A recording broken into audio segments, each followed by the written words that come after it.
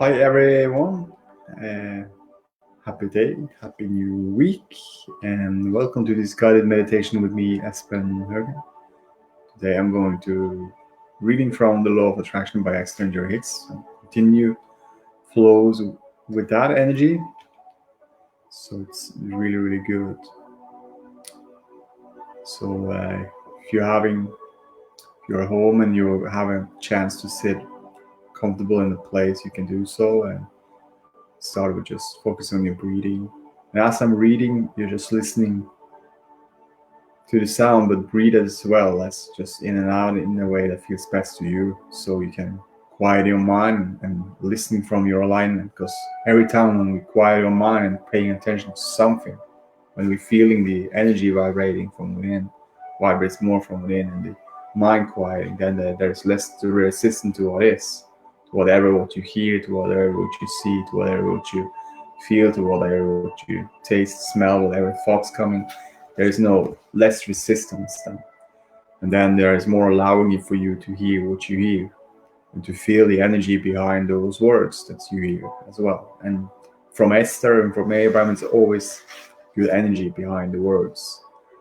And when you are in alignment and breathing and allowing, it's much better to understand and to hear those words clearly and feel it. So, for sure. So it's all good. Happy beautiful day, Jen, and happy beautiful day, Scott. So for myself, I'm also gonna just breathe. Take a couple of minutes to just breathe and allow. Just focus on the breathing, a deep slow breath in and a deep slow breath out, like 5 seconds in and 5 seconds out. So like this. So 1, 2, 3, 4, 5, and 6, 7, 8, 9, 10.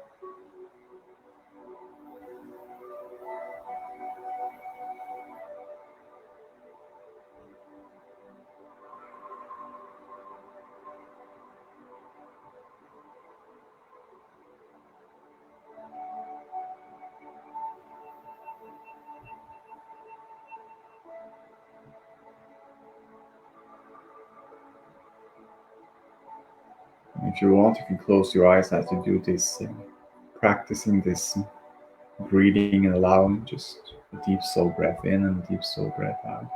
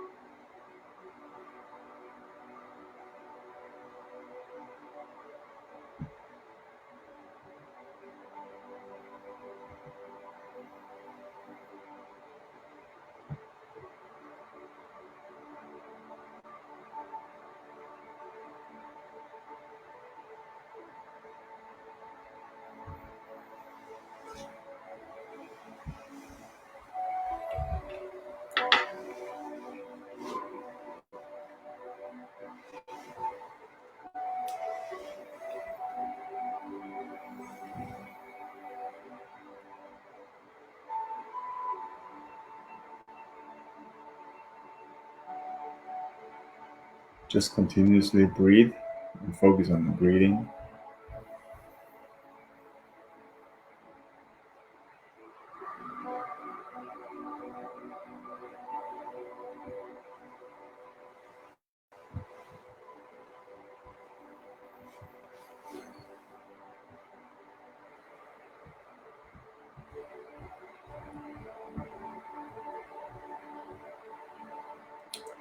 So happy beautiful day, Martha, and happy beautiful day, Becky.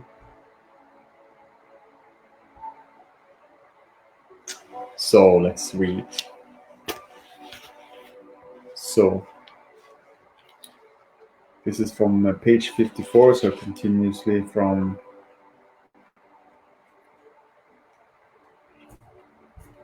the part 2, the law of attraction. So yes.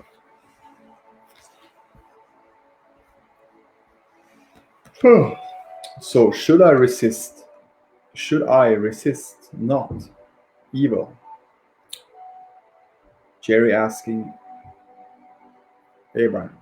Jerry. So we don't really need to repel any negatives. We only have to attract what we want. Abraham answering Jerry. Abraham. It is not possible to push things that you do not want away from you, because in your pushing against them, you are actually activating the vibration of them and therefore attracting them. Everything in this universe is attraction based. In other words, there is no such thing as exclusion. When you shout now, no, at those things you do not want, you are actually inviting those unwanted things into your experience. When you shout yes at those things you do want, you are actually inviting those wanted things into your experience. Jerry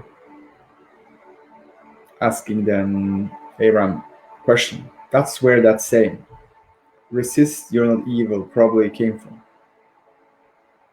Oh, yeah, so Jerry, that's where then that saying, resist, not evil, probably came from. Abraham, if you are resisting anything, you are focusing upon it, pushing against it, and activating the vibration of it, and therefore attracting it. And so, it would not be a good idea to do that with anything that you do not want.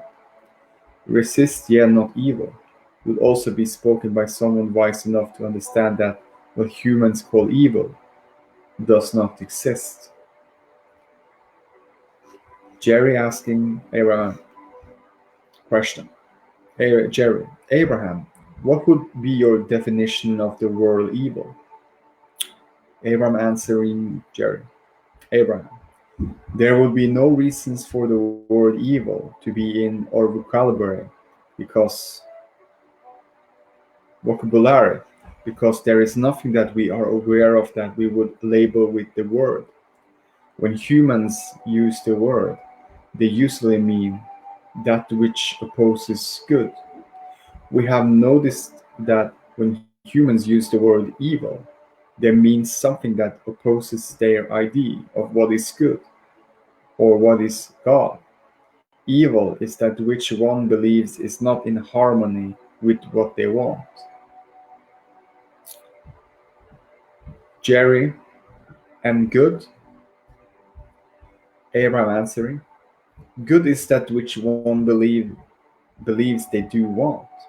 You see, good and evil are only ways of defining wanted and unwanted.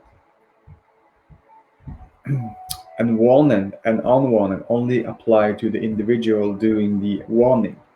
It gets tricky when humans get involved in the wanting of others, and even trickier when they attempt to control the desires of others. How do I find out what I really want? Jerry asking Abraham question. One of the most common concerns I heard over the years is people saying, well, I just don't know what I want. How do we know what we want? Abraham answered. Abraham, you have come forth into this physical life experience with the intention of experiencing the variety and contrast for the very purpose of determining your own personal preferences and desires. Jerry asking Abraham, could you give us an idea of a process we would use to find out what we want? Abraham answering, Your life experience is continually helping you identify what you want, even as you were, even as you are keenly aware of something that you do not want. In that moment, you are becoming more clear about that which you do want. And it is helpful to make the statement, I want to know what I want, because in your conscious awareness of that intention, the attraction process is intensified.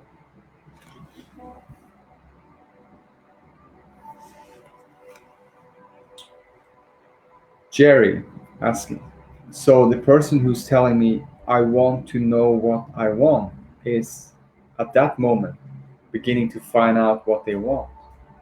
Abraham answered, through the experience of life, you cannot help but identify from your perspective, your personal opinions and preferences. I prefer that to this. I prefer that to this. I like that more than this. I want to experience this. I don't want to experience that. You cannot help but come to your own conclusions as you sit through the details of your own life experience. We do not believe that people are having such a difficult time deciding what they want as much as they do not believe that they can receive what they want, because they have not understood the powerful law of attraction, and because they have not been consciously aware of their own vibrational offering. They have not experienced any conscious control over the things that have come into their own experience. Many have experienced the discomfort of really wanting something and working very hard to try to achieve it, only to continue to hold it away because they were offering thoughts of the lack of more predominantly than thoughts of the receiving of it. So, over time, they begin to associate all receiving or wanted things with hard work, struggle, and disappointment. So when they say, I don't know what I want, what they really mean is, I don't know how to get what I want, or I'm not willing to do what I think I need to try. Uh, I'm not willing to do what I think I need to do to try to get what I want. And I really don't want to work so hard again only to have the discomfort of still not getting what I want.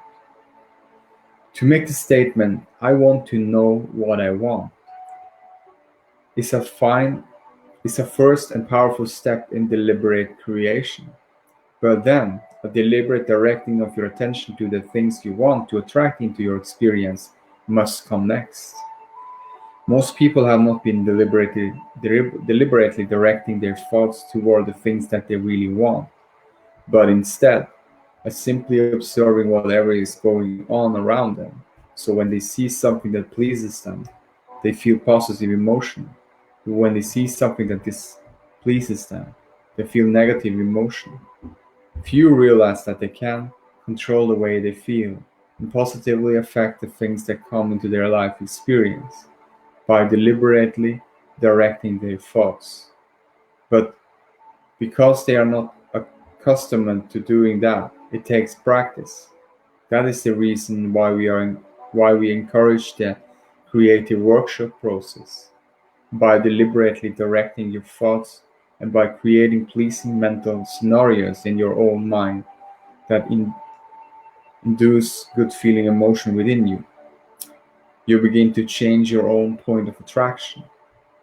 The universe, which is responding to the thoughts that you are thinking, does not distinguish between a thought brought about by your observation of some reality you have witnesses and a thought brought about by your imagination. In either case, the thought equals your point of attraction, and if you focus upon it long enough, it will become your reality.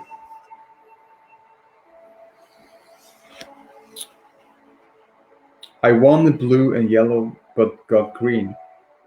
When you are clear about everything that you want, you will get all of the results that you want. But often you are not completely clear. You say, for example, I want the color yellow and I want the color blue. but what you end up with is green. And then you say, how did I get green? I did not intend that at all. But it came forth as a blending of other intentions, you see. Of course, blending the color yellow with the color blue creates the color green. And so, in a similar manner, at an unconscious level, there is a blending of intentions that is continually occurring within you, but it is so complex that your conscious thinking mechanism cannot sort it all out, but your inner being can sort it out and can offer you guiding emotions. All that is required is that you pay attention to the way you feel, and that you let yourself be drawn to those things that feel good or right to you, while you let yourself be moved away from those things that do not. When you have practiced clarifying your intention a bit, you will find yourself in the very early stages of interacting with others, knowing whether what they are offering is of value or not. You will know whether you want to invite them into your experience or not. So, yeah, that's all. That's all I want to feel for reading today. So, good stuff. Love you guys so much, and happy beautiful day, everyone. Let's see who's here. I'm just gonna say hello to all of you who's jumping in here. Hi Martha, and hi Becky, Scott, Jan, and probably many more people. Hi Manshur. Yeah, so good. So that's all for today, and see you tomorrow. Namaste.